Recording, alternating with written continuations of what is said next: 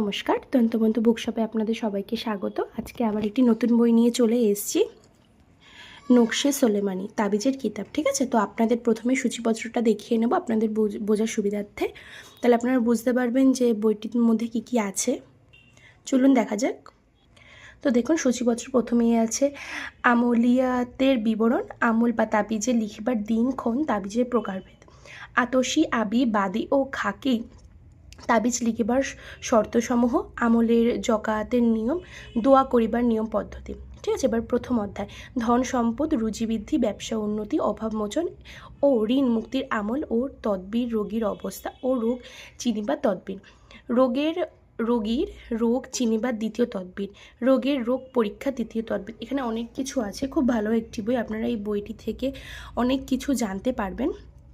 তো এখানে দেখুন, রুজি বৃদ্ধির জন্য বিশেষ একটি আমল, রুজি বৃদ্ধি ও করজ মুক্তির আমল, রিজিক বৃদ্ধির জন্য তদ্বির, ধন দৌলত বৃদ্ধির জন্য তদ্বির, রুজি বৃদ্ধি ও ব্যবসায় উন্নতির তদ্বির।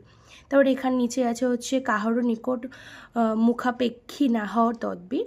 ঠিক আছে, তারপরে রিজিক বৃদ্ধির জন্য একটি আমল, তো তারপরে রিজিক বৃদ্ধির জন্য একটি আমল, রিজিক বৃদ্ধির জন্য একটি অমূল্য আমল, তারপরে আছে রিজিক বৃদ্ধির জন্য আরও একটি আমল, তারপরে গায়েবী মদদের রিজিক বৃদ্ধির তদ্বির, রিজিক বৃদ্ধির জন্য আরেকটি তদ্বির। ঠিক আছে, এখানে অনেক কিছু আছে। দেখুন, আপনার একটি বইতে তো সব কিছু দেখানো সম্ভব হয় না, তো আপনাদের সাথে একটু একটু করে শেয়ার করব। ঋণ মুক্তির জন্য তদ্বির, করজ হইতে মুক্তি হওয়ার তদ্বির, করজ আদায় ও উদ্দেশ্য হাসিলের তদ্বির।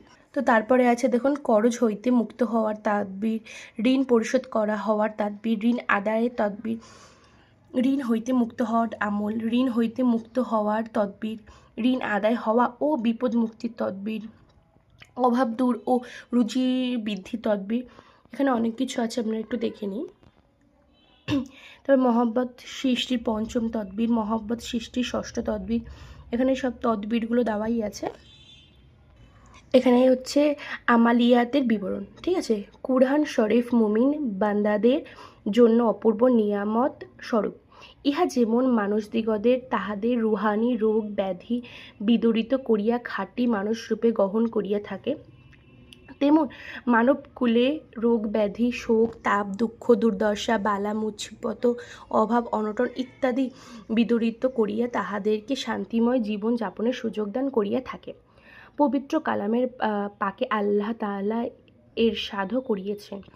অর্থ, যার আর আমি কুরআন শরীফের এরূপ কতিপয় অংশ নাফিল করিয়াছি, যাহা মুমিন দিগের জন্য শেফা ও রহমত স্বরূপ।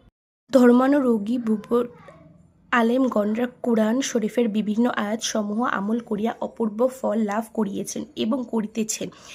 ইহা ব্যতীত তাহারা অন্যান্য মানুষদিগের উপকার সাধন করিয়া সক্ষম হইয়াছেন এবং দোয়া কালাম ও তাবিজের মাধ্যমে অশেষ উপকার করিয়েছেন। ঠিক আছে, তো এখানে দেখুন এই জিনিসগুলো তো আছে। এখানে দেখুন, আমল বা তাবিজ লিখিবার দিনক্ষণ। ঠিক আছে, এখানে প্রত্যেক মাসকে 10 দিন করিয়া 3 ভাগে ভাগ করা হইয়াছে। প্রথম 10 দিন দিন রুজি রোজগার, ধন দৌলত বৃদ্ধি, উদ্দেশ্য সফল এবং বিজয় লাভের জন্য। দ্বিতীয় 10 দিন প্রেম ভালোবাসা মহব্বত ও অবাধ্যকে বাধ্য করিবার জন্য। তৃতীয় 10 দিন হচ্ছে শত্রুতার জন্য। সকল আমলকারীকে আমল করিবার সময় উপরোক্ত দিনক্ষণের প্রতি লক্ষ্য রাখিতে হবে। তারপরে আছে হচ্ছে রোগ মুক্তি, রুজি বৃদ্ধি এবং অপরকে বাধ্য করা বা বশীভূত করার জন্য সোমবারে আমল ও তাবিজ লিখিবে। ধন দৌলত বৃদ্ধি বা উন্নতির জন্য বৃহস্পতিবার ও শুক্রবার ছাড় শনিবার। তারপরে আছে হচ্ছে রবিবার ও মঙ্গলবার আমল করিবে, আর জবান বন্ধ করিয়ার জন্য রবিবার ও বুধবার আমল করিবে।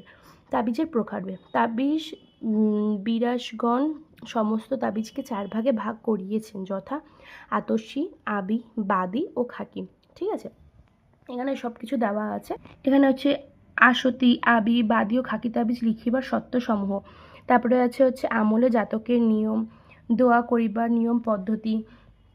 এখানে রুজি বৃদ্ধির জন্য পরীক্ষিত আমল, যে কোনো চন্দ্রমাসে প্রথম দিন রাত্রে চাঁদ দেখিবে, তখন সূরা ফাতিহা 1000 মরতবা পাঠ করিয়া নিম্নিক্ত দোয়াটি 40 মরতবা পাঠ করিয়া আল্লাহ পাকের দরবারে নিজ উদ্দেশ্যে সকলের জন্য রোনাজারি সহকারে মোজায়াত করিলে আল্লাহ ওয়ালা তাহার রিজিক বৃদ্ধি করিয়া দিবেন, কখনো রিজিকের অভাব হইবে না। দোয়াটি হচ্ছে এই যে নিচে দেওয়া আছে, উচ্চারণ হচ্ছে রাব্বানা আঞ্জিল আনাইয়া মাত্রদাতাম মিনিচ্ছা মাত্র তাকুনার লানা ইদান ই আউলা ওয়ালা আখিরানা ওয়া আতামা মিনকা ওয়াজুকু কর্না ওয়া আন্তা খাইরুব রাজিকিন। ঠিক আছে, তারপরে নিম্নলিখিত দোয়াটা 20 বার পাঠ করিবে। এখানে আপনার উচ্চারণটা দেওয়া আছে দেখুন, রুজি বৃদ্ধির জন্য বিশেষ আমল, তারপর রুজি বৃদ্ধি করবার মুক্তির আমল, এখানে সব কিছু আপনারা অনেক কিছু পেয়ে যাবেন একটি বইয়ের মধ্যে। এখানে স্বামী স্ত্রীর মধ্যে হচ্ছে বেশি মহব্বতের তদবির, স্বামী স্ত্রীর মধ্যে বেশি মহব্বতের জন্য বৃহস্পতিবার দিন নিম্নিক্ত নকশাটি কাগজে লিখিয়া কবজ বানিয়ে স্ত্রীর শরীরে ব্যবহার করিবে। আল্লাহ রহমতে উভয়ের মধ্যে বেশি মহব্বত হইবে। নকশাটি এটি আছে, আপনারা করে দেখতে পারেন।